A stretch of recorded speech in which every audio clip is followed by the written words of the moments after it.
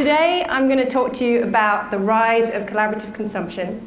I'm going to explain what it is and try and convince you in just 15 minutes that this isn't a flimsy idea or a short-term trend, but a powerful cultural and economic force reinventing not just what we consume, but how we consume. Now I'm going to start with a deceptively simple example. Hands up, how many of you have books, CDs, DVDs or videos lying around your house that you probably won't use again, but you can't quite bring yourself to throw away? Can't see all the hands, but it looks like all of you, right? On our shelves at home, we have a box set of the DVD series 24, season 6 to be precise. I think it was bought for us around 3 years ago for a Christmas present. Now, my husband Chris and I love this show. But let's face it, when you've watched it once, maybe or twice, you don't really want to watch it again because you know how Jack Bauer's going to defeat the terrorists. So there it sits on our shelves, obsolete to us, but with immediate latent value to someone else. Now before we go on, I have a confession to make.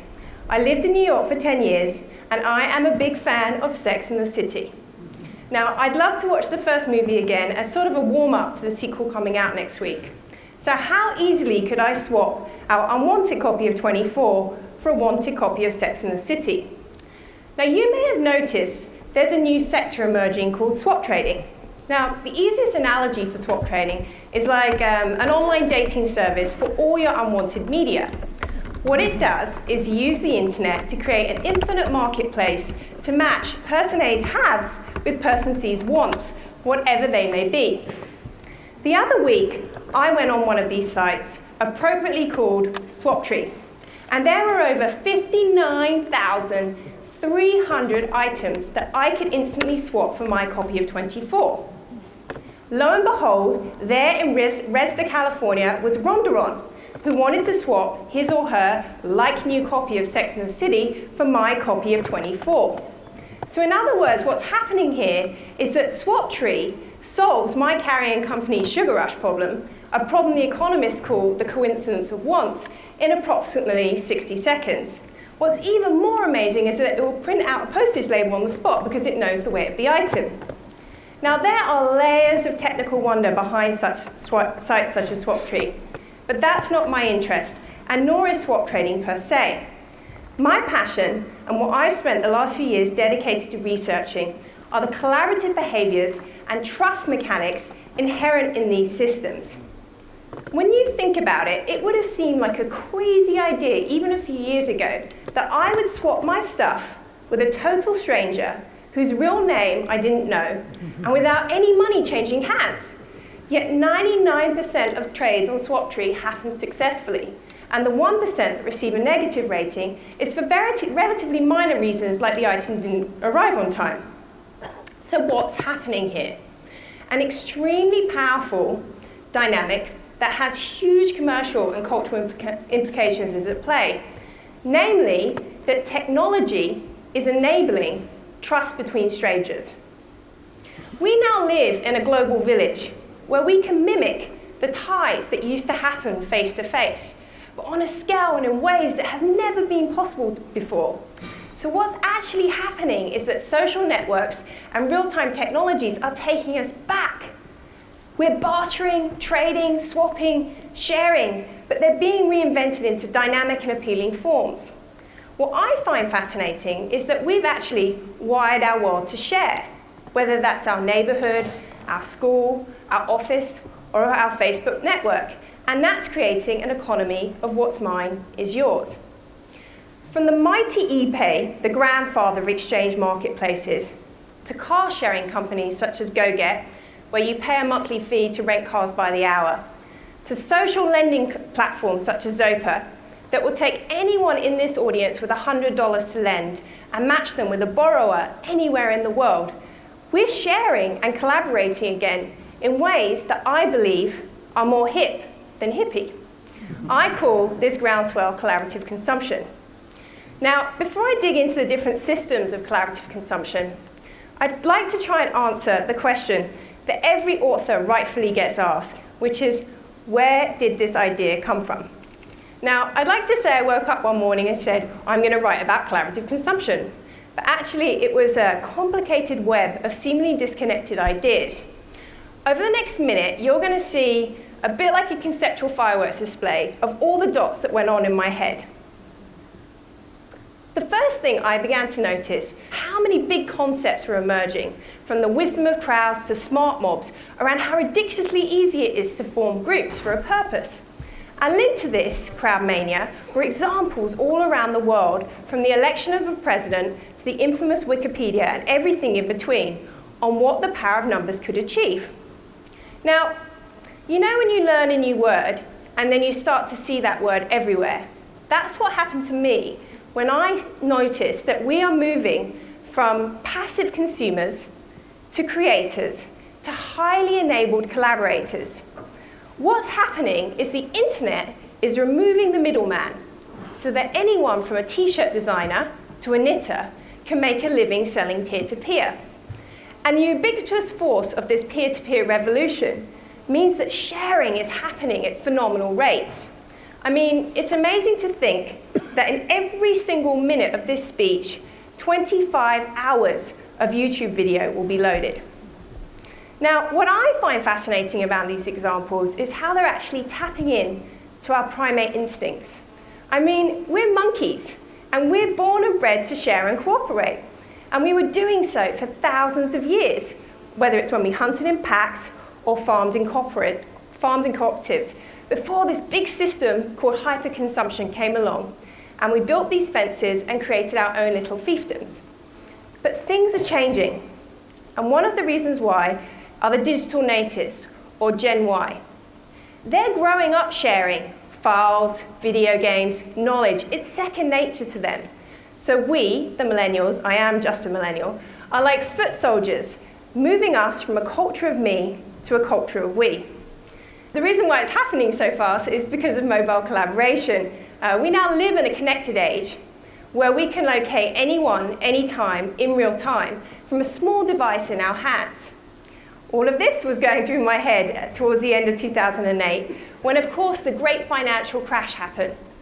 Thomas Friedman is one of my favorite New York Times columnists, and he poignantly commented that 2008 was when we hit a wall, when Mother Nature and the market both said, no more. Now, we rationally know that an economy built on hyperconsumption is a Ponzi scheme. It's a house of cards, yet it's hard for us to individually know what to do. So all of this is a lot of twittering, right? Well, it was a lot of noise and complexity in my head until actually I realized it was happening because of 4 key drivers. 1, a renewed belief in the importance of community and a very redefinition of what friend and neighbor really means.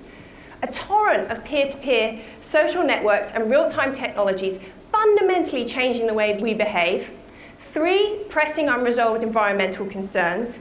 And 4, a global recession that has fundamentally shocked consumer behaviors. These 4 drivers are fusing together and creating the big shift away from the 20th century defined by hyperconsumption towards the 21st century defined by collaborative consumption. I genuinely believe we're at an inflection point where the sharing behaviors through sites such as Flickr and Twitter that are becoming second nature online are being applied to offline areas of our everyday lives. From morning commutes, the way fashion is designed, to the way we grow food, we are consuming and collaborating once again. So, my co-author Rue Rogers and I have actually gathered thousands of examples from all around the world of collaborative consumption. And although they vary enormously in scale, maturity, and purpose, when we dived into them, we realized that they could actually be organized into 3 clear systems. The first is redistribution markets. Redistribution markets, just like Swaptree, is when you take a used or pre-owned item and move it from where it's not needed to somewhere or somewhere where it is. They're increasingly thought of as the 5th R, reduce, reuse, recycle, repair, and redistribute, because they stretch the life cycle of a product and thereby reduce waste. The second is collaborative lifestyles. This is the sharing and resources of things like money, skills, and time. I bet in a couple of years that phrases like co-working and couch surfing and time banks are going to become a part of everyday vernacular. One of my favorite examples of collaborative lifestyles is called Landshare. It's a scheme in the UK that matches Mr. Jones with some spare space in his back garden with Mrs. Smith, a would-be grower. Together they grow their own food. It's one of those ideas that's so simple yet brilliant, you wonder why it's never been done before. Now, the third system is product service systems. This is where you pay for the benefit of a product, what it does for you, without needing to own the product outright. This idea is particularly powerful for things that have high idling capacity. And that can be anything from baby goods to fashions to, how many of you have a power drill? Own a power drill, right. That power drill will be used around 12 to 13 minutes in its entire lifetime. It's kind of ridiculous, right? Because what you need is the hole, not the drill. So, why don't you rent the drill? Or even better, rent out your own drill to other people and make some money from it. These three systems are coming together, allowing people to share resources without sacrificing their lifestyles or their cherished personal freedoms. I'm not asking people to share nicely in the sandpit. So, I want to just give you an example of how powerful collaborative consumption can be to change behaviors. The average car costs $8,000 a year to run, yet that car sits idle for 23 hours a day. So when you consider these two facts, it starts to make a little less sense that we have to own one outright. So this is where car sharing companies such as Zipcar and GoGet come in. In 2009, Zipcar took 250 participants from across 13 cities, and they're all self-confessed car addicts and car-sharing rookies, and got them to surrender their keys for a month. Instead, these people had to walk, bike, take the train, or other forms of public transport. They could only use their Zipcar membership when absolutely necessary. The results of this challenge after just 1 month were staggering. It's amazing that 413 pounds were lost just from the extra exercise. But my favorite statistic is that 100 out of the 250 participants did not want their keys back. In other words, the car addicts had lost their urge to own. Now, product service systems have been around for years. Just think of libraries and laundrettes. But I think they're entering a new age because technology makes sharing frictionless and fun. There's a great quote that was written in the New York Times that said, sharing is to ownership what the iPod is to the 8-track, what solar power is to the coal mine. I believe also our generation, our relationship to satisfying what we want is far less tangible than any other previous generation. I don't want the DVD, I want the movie it carries. I don't want a clunky answering machine, I want the message it saves. I don't want a CD, I want the music it plays. In other words, I don't want stuff, I want the needs or experiences it fulfills. This is fueling a massive shift from where usage trumps possessions, or as Kevin Kelly, the editor of Wired magazine, puts it, where access is better than ownership. Now, as our possessions dematerialize into the cloud, a blurry line is appearing between what's mine, what's yours, and what's ours. I want to give you one example that shows how fast this evolution is happening. This represents an 8-year time span. We've gone from traditional car ownership to car-sharing companies, such as Zipcar and GoGet, to ride-sharing platforms that match rides, to the newest entry, which is peer-to-peer car rental, where you can actually make money out of renting that car that sits idle for 23 hours a day to your neighbor. Now, all of these systems require a degree of trust, and the cornerstone to this working is reputation. Now, in the old consumer system, our reputation didn't matter so much because our credit history was far more important than any kind of peer-to-peer review. But now with the web, we leave a trail. With every spammer we flag, with every idea we post, comment we share, we're actually signaling how well we collaborate and whether we can or can't be trusted. Let's go back to my first example, SwapTree. I can see that Rondaron has completed 553 trades with a 100% success rate. In other words, I can trust him or her. Now, mark my words, it's only a matter of time before we're going to be able to perform a Google-like search and see a cumulative picture of our reputation capital. And this reputation capital would determine our access to collaborative consumption.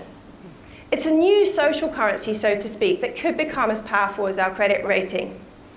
Now, as a closing thought, I believe we're actually in a period where we're waking up from this humongous hangover of emptiness and waste. And we're taking a leap to create a more sustainable system built to serve our innate needs for community and individual identity.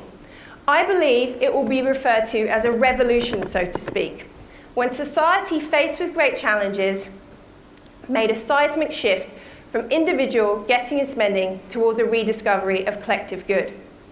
I'm on a mission. I'm on a mission to make sharing cool. I'm on a mission to make sharing hip, because I really believe it can disrupt outdated modes of business, help us leapfrog over wasteful forms of hyperconsumption, and teach us when enough really is enough. Thank you very much.